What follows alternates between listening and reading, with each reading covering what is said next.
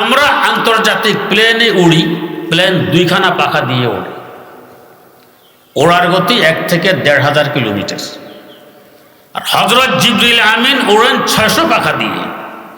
পাখাগুলি কেমন? মুসনাদে আহমদ বিন হাম্বল একটি হাদিসের কিতাব আছে 52 খণ্ডের। এই কিতাবে একটি হাদিস বর্ণিত, কথায় কথা আসে। আমার বাচ্চার মেজু মামা জনাব মাওলানা মুফতি হামেদ জহিরের এক ভক্ত ওনার কাছে এসে বলছে, হুজুর আপনার মাদ্রাসায় কত কিতাব লাগবে লিস্টে দেন, আমি সব খরিদ করে দিব। মুফতি সাহেব জিজ্ঞেস করলেন, এমন কি পরিমাণের, মানে কত টাকার কিতাব খরিদ করতে চান? ভদ্রলোক রাগ হয়ে গেল, আপনার অ্যামাউন্টের কি প্রয়োজন, কত কিতাব লাগবে লিস্টে দেন, আমি এনে দিব। তারপরও শুনলে ভালো হইতো, কোনা শোনার দরকার নেই, লিস্টে দেন। উনি 3টি কিতাবের নাম লিখলেন, এগুলো আগে দেন, বাকিগুলো পরে। হুজুর আমার সাথে আপনি মস্কারি করেন, আমি সব কিতাব দিব, আপনি 3 কিতাব লিখলেন মাত্র, 3 কিতাব আগে দেন। বেচারা 3 কিতাবের লিস্টে নিয়ে গেল মাকতাবাতুল আজহার, আজহার লাইব্রেরিতে গিয়ে বলছে, 3টি কিতাব আপনার লাইব্রেরিতে আছে? কয় জি আছে। তো দেন, আমি খরিদ করতে এসেছি। এরা প্রশ্ন করে, কত টাকা সাথে আছে? ভদ্রলোক আবার রাগ করলেন, আমি কিতাব খরিদ করতে আসছি, জোর করে নিতে আসছি? টাকা দিয়ে তো নিব, কিতাব দেন, টাকা দিয়ে নিব। এরা মুসনাদে আহমদ বিন হাম্বল র্যাক থেকে নামাচ্ছে। 52 খণ্ড নামানোর পর জিজ্ঞেস করে, আমি লিস্টে দিলাম 3 কিতাবের, আপনারা এত কিতাব কেন নামান? কোন এক কিতাবে তা নামাইলাম। কি এক কিতাব 52 খণ্ডের, এইটার দাম কত? এটার দাম 80,000 টাকা। ভাই বুঝতে পারেনি, সরি, আসসালামু আলাইকুম ওয়া রাহমাতুল্লাহ। ফিরে এসে মুফতি হামেদ জহির সাহেবকে বলতেছে, হুজুর আপনার সাথে রাগ করলাম, লাইব্রেরিয়ানের সাথে রাগ করলাম, বেকুব সেজে ফিরিয়ে আসলেন। এই এক কিতাব 80,000 টাকা। এই ধরনের বহু কিতাব আলেমদের সংগ্রহে থাকা লাগে, পড়া লাগে। আল্লাহ শুকর আদায়ের লক্ষ্যে বলছে, আলহামদুলিল্লাহ, আমার বাসায় গেলে দেখবে অন্তত 50 লক্ষ টাকার কিতাব তো আছে। এর পিছনে সবচেয়ে বড় অবদান আমার এই ডাক্তার সাহেব। ছোটবেলা বাজার রহমতুল্লাহ ইন্তেকাল করেছে, তারই তত্ত্বাবধানে আমাদের সব ব্যয়ভার তিনি বহন করেছেন। অন্তর থেকে অহরহ দোয়া করি, আল্লাহ সুস্থতার সাথে তাকে লম্বা হায়াত দান করুন। এই যে মাদ্রাসা দেখতেছেন, কি সুন্দর পরিবেশ। ওনার সহযোগিতা না থাকলে, ওনার অবদান না থাকলে এটা কল্পনা করা যেত না। আমি অনেক সময় বাধাও দিই, উনি রাস্তা করবেন, বলছে ভাই এখন রাস্তা থাকুক, কিন্তু এই বিশাল রাস্তা প্রায় 9 লক্ষ টাকা ব্যয়ে এই রাস্তাটা উনি করে দিলেন, ভিতরে রড দিয়ে, মোটা ডালাই দিয়ে, যাতে ট্রাক উঠলো না ভাঙে। উনি বাউন্ডারি করবেন, এটা আমার ইচ্ছা ছিল না, এখন বাউন্ডারি থাকুক। করবেন তো করবেন সিরামিক দিয়ে, যে যেমন তার করো তেমন। একখানা ইটের দাম 26.5 টাকা, একখানা ইটের দাম। এরপরে ফিলারের মধ্যে তুমি সিরামিক টালি লাগাবেন, এটাও নিষেধ করছি না। টালি, একখানা টালির দাম 17 টাকা। লাগানোর খরচ, 2 মিস্ত্রি কাজ করে দৈনিক 1700 টাকা। ওনার আত্মা যত বড় হিসেবে উনি করেন, আমার তো সাহসী করে। এমনকি মাঝে মধ্যে আমার বাচ্চার মাসে আলোচনা করলে বলা যায়, কিছু বলবেন না আপনি।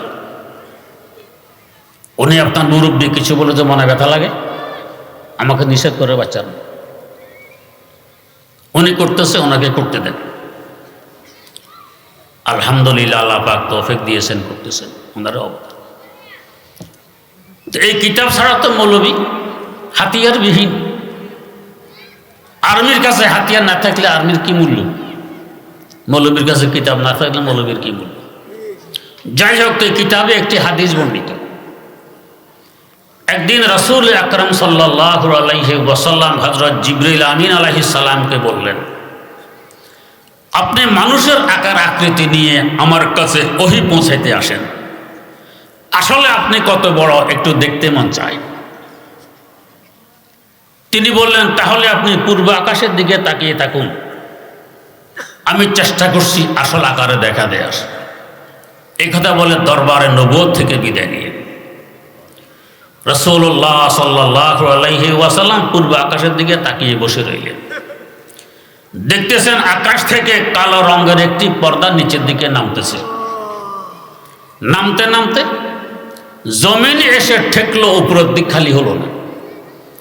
এভাবে আকাশ থেকে জমিন, দক্ষিণ মেরু থেকে উত্তর মেরু, পুরা খালি জায়গাটি বরফ হয়ে গেছে এই পর্দা দ্বারা।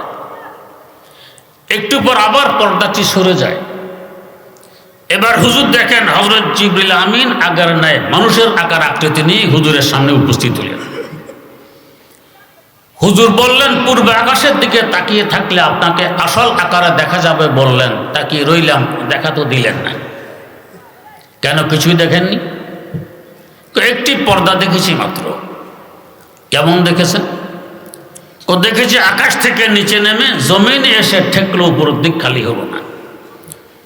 এভাবে আকাশ থেকে জমিন, দক্ষিণ মেরু থেকে উত্তর মেরু, পুরা খালি জায়গাটি বরফ হয়ে গেছে পর্দা দ্বারা। এই তো দেখলাম। হযরত জিবরিল আমিন বলেন, ও আল্লাহর রাসূল, এটি কোনো পর্দা ছিল না, ছিল আমি জিবরাইলের একখানা পাখা। এই একটি পাখা দিয়ে তার আসল আকার দিয়ে নিচে নামাইলাম, এতে আকাশ থেকে জমিন, দক্ষিণ মেরু থেকে উত্তর মেরু, পুরা খালি জায়গাটি বরফ হয়ে গেছে। এমন বিরাট বিশাল পাখা আল্লাহ পাক আমাকে দান করেছেন মোট 600 খানা। বাকি 599টি পাখা কোথায় রাখবো সেই জায়গা তো এখানে নেই। এমন বিরাট বিশাল 600 পাখা মেরে যিনি উড়বেন, তার উড়ার গতি কেমন হবে? এই গতিতে বেহেশতে প্রবেশ করে উঠতেছেন আর দেখতেছেন। এইভাবে উঠতে উঠতে সেকেন্ড নয়, মিনিট নয়, ঘন্টা নয়, দিন নয়, সপ্তাহ নয়, মাস নয়, বছর নয়, কয়েক লক্ষ বছর যাবত উড়ার পর জিজ্ঞেস করলেন, আল্লাহ বেহেশতের ওই কিনারা আর কত দূরে? এই বিরাট বিশাল বেহেশত থেকে 10 দুনিয়া কেন 10 লক্ষ দুনিয়া যদি দিয়ে দেয়া হয়, এক একজন বেহেশত থেকে জায়গার টান পড়বে। তো এর উপর দিয়ে অসংখ্য গণিত লক্ষ কোটি কিলোমিটার ব্যাপী বেষ্টনে দিয়ে আছে কুরসি। আল্লাহ পাক বলেন, ওয়াসিআ কুরসিয়ুহুস সামাওয়াতি ওয়াল আরদ, আমার কুরসি সকল আকাশ সকল জমিনকে বেষ্টনে দিয়ে আছে। কুরসিটি কত? এর অসংখ্য গণিত লক্ষ কোটি কিলোমিটার উপর দিয়ে বেষ্টনে দিয়ে আছে আরশে মুআল্লা। আরশ মানে সিংহাসন। এই সিংহাসনটি কত বড়? যার সিংহাসন এত বড়, তিনি কেমন মহান। এই আরশে মুআল্লার উপরে লেখা আছে হাদিসে কুদসি, গালাবাত রহমতি গজবি। আল্লাহ পাক বলেন, আমার রহমত আমার গজব থেকে অনেক বেশি। তার মানে আরশে মুআল্লার চতুর্দিকে হলো রহমতের বেষ্টনী, নূরের বেষ্টনী। আরেক রহমতের কেন্দ্র আমাদের কাছে মদিনা মুনাওয়ারায় আরাম করতেছেন রাহমাতুল লিল আলামিন সাল্লাল্লাহু আলাইহি ওয়াসাল্লাম। এক রহমত এখানে, আরেক রহমতের বেষ্টনী উপরে। এর দুই দিকে দুই রহমতের বরকতে এখনো আমাদের থাকা, খাওয়া, পড়া, সুখ, শান্তি, রিজিক সব চলতেছে। না হয় যে পরিমাণ নাফরমানের ভিতরে দুনিয়াবাসী নিমজ্জিত, এক ফোঁটা পানি পাওয়ার উপযুক্ততা আমাদের নেই। তাই আল্লাহ রাসূল বলেছিলেন, আয় রব তো কারিমি ও রাসূলে তো কারিমি, আয় রব তো কারিমি ও রাসূলে তো কারিমি, সদ শুকর কে হাসতে মুমিয়ানে দো কারিমি, সদ শুকর কে হাসতে মুমিয়ানে দো কারিমি।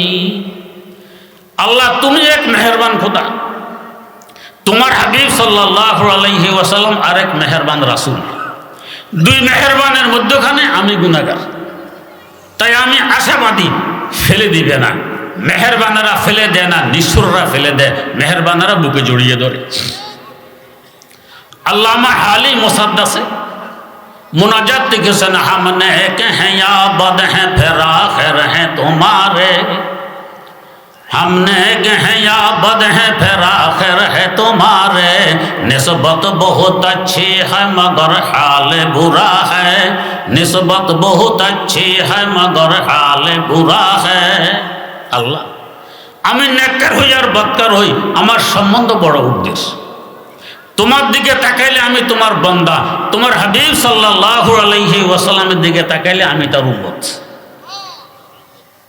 দুই মেহেরবানের মধ্যখানে আমি আগে তো বান্দা হওয়া লাগবে উম্মত হওয়া লাগবে বান্দা যদি না হয় আরেক বান্দার বান্দা হয় গোলাম হয় তার জন্য তো এই কথা নয় আগে বান্দা হওয়া লাগবে রাসূলের উম্মত হওয়া লাগবে সম্বন্ধ উর্ধের আশাবাদী আমাকে ফেলে দিবে না রাতের 2টা বাজে পিস্তল হাতে পেয়ে পুলিশ এক যুবককে ধরে নিয়ে এসেছে তা নয় যুবক পরিচয় দেয় আমি তো প্রধানমন্ত্রীর বাগিনে কি করবে জেলে ফাটাবে না সযত্নে ঘরে পাঠাই দিবে তো আল্লাহ আমি তো তোমার বান্দা তোমার হাবিবের উম্মত তাই আশাবাদী ফেলে দিবে না এই আশিমালার উপরে নূরের দেশে রহমতের দেশে বাস করে আমাদের বাইরের 5 বস্তু আমাদের কলব আমাদের রূহ আমাদের সির আমাদের খফি আমাদের আকফা এদের বাসস্থান আশিমালার উপরে রহমতের দেশে নূরের দেশে ওরা রহমতওয়ালা ওরা নূরওয়ালা ওই 5 বস্তুর সাথে যদি ভিতরে 5 বস্তুকে মুখোমুখি করে দিতে পারি উপরের 5 বস্তুর প্রভাবে ভিতরের 5 বস্তুর প্রভাবান্বিত হয়ে এরা নূরানি হবে রহমতওয়ালা হবে একে বলা হবে আমার আত্মা বিশুদ্ধ প্রশ্ন জাগে এত উপরের 5 বস্তুর সাথে এত নিচের 5 বস্তু যোগাযোগ করবো কিভাবে সূর্য আমাদের পৃথিবী থেকে 9 কোটি 30 লক্ষ মাইল দূরে সূর্যের আলো তো ছাদের নিচে পৌঁছে না সূর্যের রৌদ্র তো ছাদের নিচে পৌঁছে না আলো পৌঁছে রৌদ্র পৌঁছে না একখানা আয়না যদি সূর্যের মুখোমুখি করে জানালা কিংবা দুয়ার দিয়ে তার প্রকাশ ঘরের ভিতরে ঢুকাইতে চান পারবেন কিনা পারবেন পৃথিবীর সূর্যের দিকে তাকাইলে চোখে পানি আসে তাকানো যায় না আয়নার ভিতরে সূর্যের দিকে তাকাইলেও তো চোখে পানি আসে তাকানো যায় না তো 9 কোটি 30 লক্ষ মাইল উপরে সূর্যের প্রকাশ একখানা আয়নার মাধ্যমে নিয়ে এসেছি ঘরের ভিতরে এই প্রকাশের সাথে আরেক আয়না মুখোমুখি করে প্রকাশ আরো দূরে নেওয়া যাবে কিনা এভাবে লক্ষ কোটি আয়নার মাধ্যমে লক্ষ কোটি কিলোমিটার দূরে এই সূর্যের প্রকাশ নেওয়া সম্ভব কিনা সম্ভব তো আশিমালার উপরের 5 বস্তু নূর এবং রহমত আয়নার মাধ্যমে আমার ভিতরের 5 বস্তুর মধ্যে আনা সম্ভব সে আয়না আল্লাহ পাক পাঠিয়ে দিলেন মুহাম্মাদুর রাসূলুল্লাহ সাল্লাল্লাহু আলাইহি ওয়াসাল্লাম তার 5 বস্তু উপরে 5 বস্তুর মুখোমুখি সেখান থেকে রহমত এখানে বিস্তার লাভ করেছে হয়ে গেছেন রহমতুল লিল আলামিন সমগ্র জগৎবাসীর জন্য রহমত তার 5 বস্তুর সাথে মুখোমুখি করেছেন সাহাবা কেরামের 5 বস্তু এরা হয়ে গেছেন সাহাবাতু কুল্লুহুম উদুল সকল সাহাবী জান্নাতি আহলে সুন্নাত ওয়াল জামাতের আকীদা সকল সাহাবী জান্নাতি অতএব এদের ব্যাপারে কোনো সমালোচনা করা চলবে না যে করবে সে ধ্বংস হবে সাহাবীর কিছুই হবে না মুফতি আজম বাংলাদেশ আল্লামা মুফতি মোহাম্মদ ফয়জুল্লাহ রহমতুল্লাহ সাহাবা কেরাম সম্পর্কে আকীদা কি রাখতে হবে আহলে সুন্নাত ওয়াল জামাতের কি আকীদা বান্দে নামায়ে খাকিতে তুলে ধরেছেন হযরত লেখেন কুল সাহাবা আদেলান্দ আয়ে ইয়ার জান্নাতি হাসতান্দ বেশক জুমলা শা দর হকে শাহ বদগুমানি হামাকুন নিজ গাহে বদজবানি হামাকুন জুমলা লগজিশ আয়েশা মাহফুজতে দা নসে কুরআন ও হাদিসা মুদবরা মানুষ হিসেবে যদি কখনো পদস্খলন তাদের গোটেও থাকে আল্লাহ পাক তাদের ইন্তেকালের আগে সব ক্ষমা করে দিয়েছেন সব জান্নাত সাহাবা কেরামের 5 বস্তুর মুখোমুখি করেছেন তাবেঈনের 5 বস্তু তাদের 5 বস্তুর সাথে মুখোমুখি করেছেন তাবেঈনদের 5 বস্তু হয়ে গেছে খায়রুল কুরুনি কারনি সুম্মাল্লাযিনা ইয়ালুনাহুম সুম্মাল্লাযিনা ইয়ালুনাহুম জগৎ সৃষ্টি হওয়ার পর থেকে সাহাবা কেরামের জমানা তাবেঈনের জমানা তাবেঈনের জমানা এমন জমানা আকাশ কখনো দেখেনি জমিনে কখনো দেখেনি দেখবেও না সবচেয়ে উত্তম জমানা এভাবেই বিজ্ঞ আলেম এবং আল্লাহর ওলিদের আয়নার মাধ্যমে আমাদের কাছে পর্যন্ত পৌঁছে গেছে উপরের 5 বস্তুর প্রভাব। তাই পীর মুরিদির সিলসিলা। আল্লাহ পাক কোরআন পাঠানোর আগে মানুষ পাঠাইছেন, মানুষ পাঠানোর 40 বছর পরে কোরআন পাঠাইছেন। কেউ বলে এগুলো কোরআন হাদিসই নাই, বেদাত, আস্তাগফিরুল্লাহ। আমার আত্মাকে বিশুদ্ধ হলে আরেক বিশুদ্ধ আত্মাওয়ালা 5 বস্তুর মুখামুখি আমার 5 বস্তুকে করতে হবে, তবেই আমার আত্মা বিশুদ্ধ হবে। তাই বুজুর্গানের দিন বলেন রপ্তে দারি সিনা রাবা সিনা এ রপ্তে চোবা আয়না এ বা আয়না এ রপ্তে চোবা আয়না এ বা আয়না এ। আয়নার সাথে আয়নার সংযোগের মাধ্যমে লক্ষ কোটি কিলোমিটার দূরে নেওয়া যায় সূর্যের প্রকাশ। এরকম কলবের সাথে কলবের মিলের মাধ্যমে লক্ষ কোটি দূরে আনা যায় আরশে মালার উপরের 5 বস্তুর রহমত আর নূর। তবে আমার আত্মা বিশুদ্ধ। বুঝলো কিনা আত্মা বিশুদ্ধ হলো কি হলো না? এক সময় গান শুনতে ভালো লাগতো, এখন ওয়াজ শুনতে ভালো লাগে। এক সময় গান গাইতে ভালো লাগতো, এখন কোরআন তেলাওয়াত করতে ভালো লাগে। এক সময় সিনেমা হলে ঢুকতে ভালো লাগতো, এখন মসজিদে প্রবেশ করতে ভালো লাগে। তাহলে বুঝবে আমার আত্মা বিশুদ্ধ। আর উল্টা হলে আমার আত্মা অশুদ্ধ, আমি ব্যর্থ। এদের অন্তরে কখনো শান্তি আসতে পারে না। এদের দাম কি পরিমাণ বাড়ে। তাই বুজুর্গান দিন বলেন আজম আল্লাহ একে বাহারা দারি ওয়াজ বাহায়ম নিজহাম বগজরাজ হেজে বাহায়ম কেজমালা একে বগজারি। ও বন্ধু, তোমার এক সম্পর্ক নূরের সাথে, আর এক সম্পর্ক জুলমাতের সাথে, অন্ধকারের সাথে, হাইওয়ান জানোয়ারের সাথে।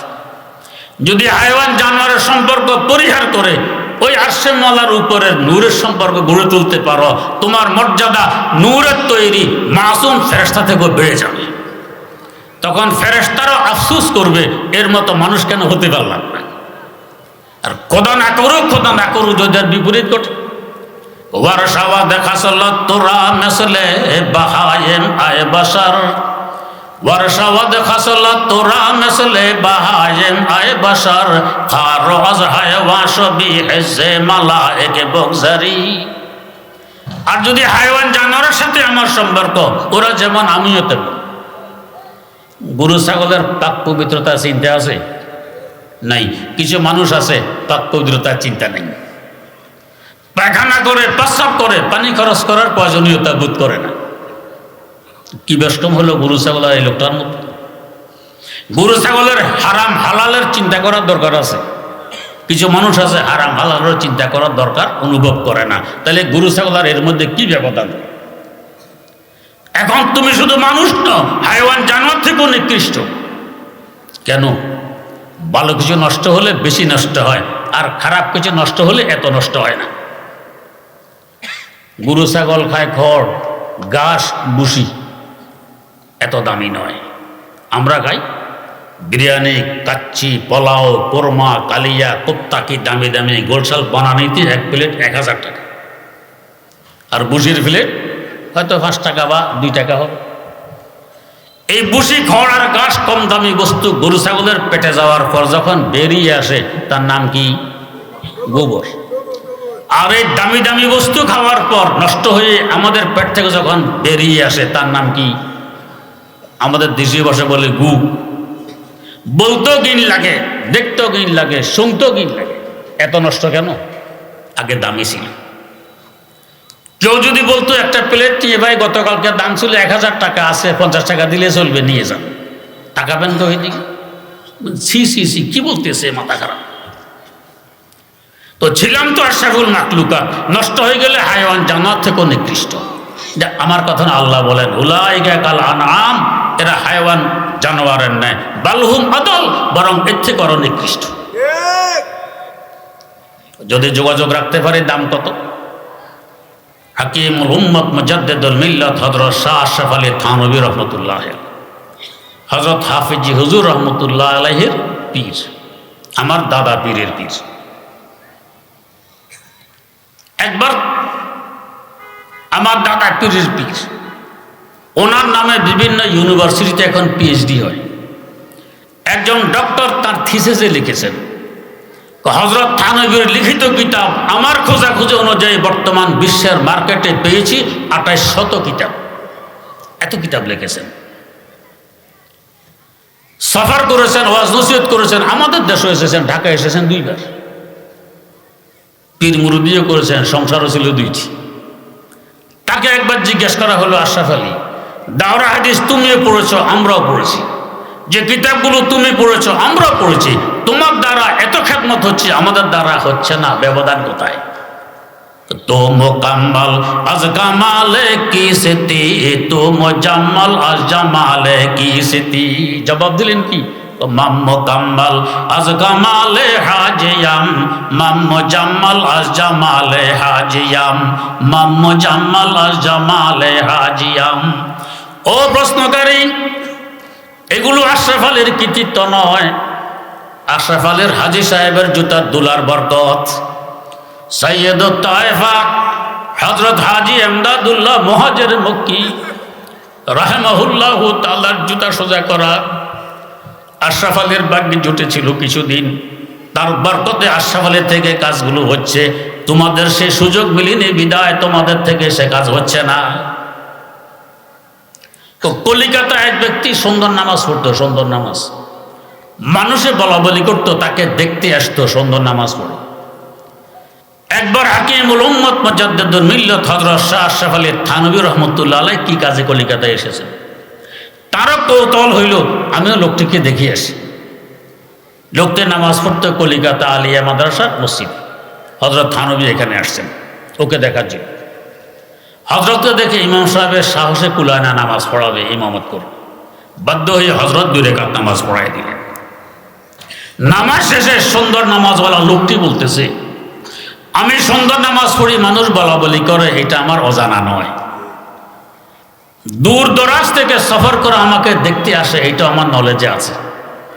মাওলানা থানভী আজ আমাকে দেখতে এসেছেন, এটা আমার জানা আছে। তবে আজ যে তিনি 2 রাকাত নামাজ পড়লেন, যদি এই 2 রাকাত নামাজ তিনি আমাকে দিতে রাজি হন, আমার সারা জীবনের সকল সুন্দর নামাজ তাকে দিয়ে দিই। আশরাফ আলীর এত সুন্দর নামাজ কেন? মাম্মো কাম্মাল আজ কামালে হাজিয়াম, মাম্মো জাম্মাল আজ জামালে হাজিয়াম, মাম্মো জাম্মাল আজ জামালে হাজিয়াম। নিচের 5 বস্তু, উপরের 5 বস্তুর মুখোমুখি, তাই এতটা।